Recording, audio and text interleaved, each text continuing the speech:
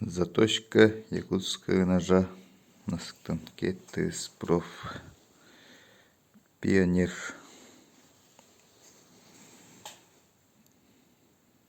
Важно, чтобы со стороны дола она была заточена под прямым углом, без линзы и без углов. Например, вот так.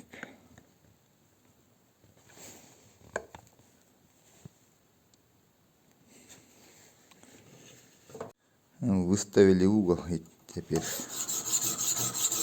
точим.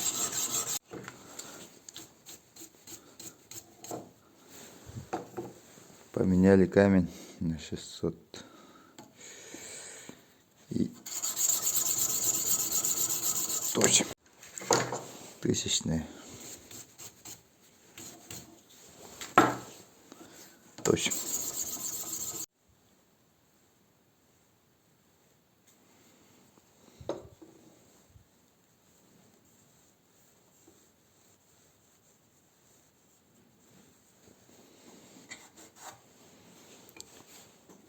Трехтысячный.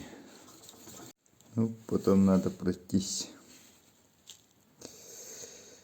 с обратной со стороны по очень мелкой шкурке.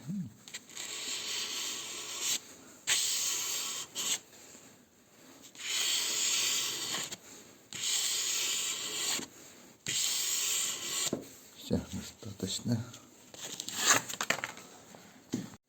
Без особенного фанатизма нужно пройтись по полировочной пасте. Можно на коже